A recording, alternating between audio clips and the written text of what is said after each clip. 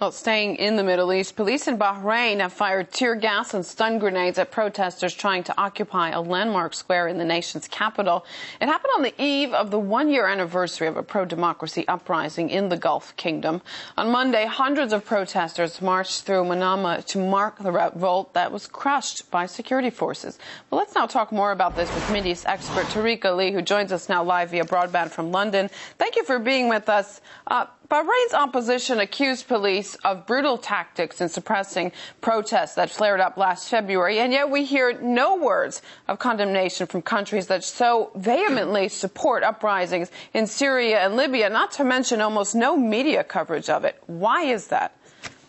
Well, the reason for that is very simple, that most of the Western media and those who provide it with instructions on a daily and weekly basis live by double standards. So those countries which are regarded as allies of the West or stooges of the West are basically not criticized regularly. Very rarely do we have coverage. It's not just the Gulf states or Bahrain in particular.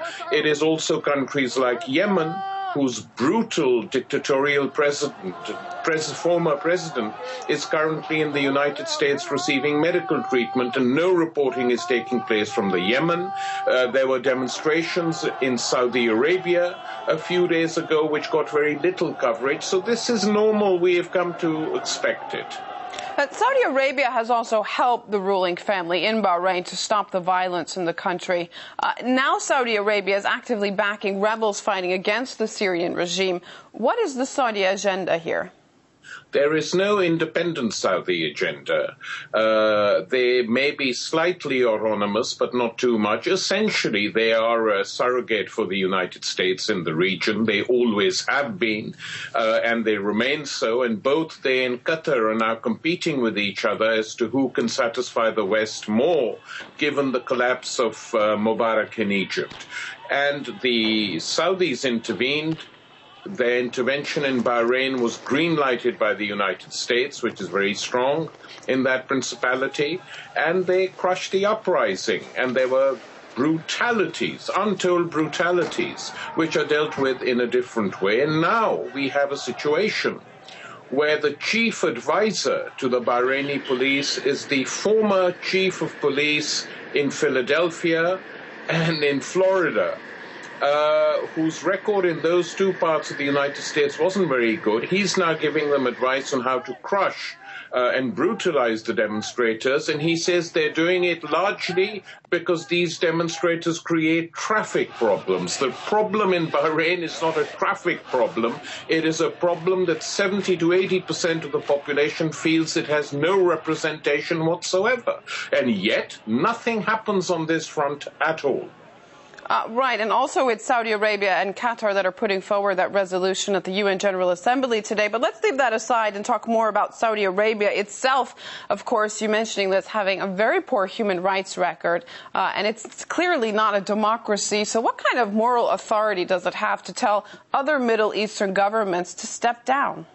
It has no moral authority at all. It has financial authority in the sense that it sits on large quantities of oil on which the West is dependent, and the West prefers a Saudi regime which is pliant and pliable, and that means there's a corrupt family that has straddled over the country now for a long, long time, and which will not move unless there's an upheaval from below. Of course, the Saudis have no democracy at all. It is probably the most undemocratic country in the entire Arab world. And yet, it's accepted. Much, much more undemocratic even than Libya was. No one talks about this because it's a useful country. It has oil and it does what the West asked. And do not imagine that what the Saudis and Qataris are doing is of their own accord.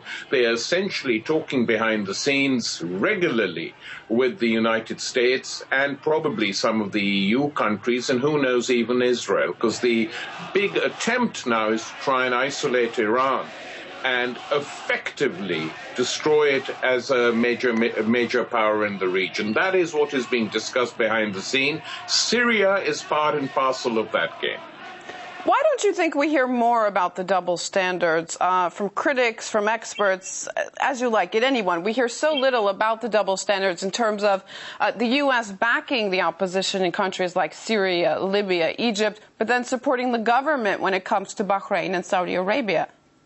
Well, I think that essentially what has been going on is that since the end of the Cold War and the collapse of the Soviet Union and that whole world, the Western media has become a central pillar of government policies. And if you look at Pentagon documents and papers, they say that when we fight a war, the media and control of the media is an extremely important element, which is why you see that in the case of Al Jazeera, which for a long time was pretty independent and not affected by government propaganda, has now become a government propaganda station where Qatari and Saudi interests are concerned. They back the Libyan war. They effectively project the government line. There's very little criticism of what their own government is doing. And in that, they've become virtually the replica now of CNN and BBC World, which are propaganda outfits. And that's how they should be treated. I don't think anyone in the Western world now doubts this. The coverage of the BBC, for instance, on these wars is effectively government propaganda, little more than that.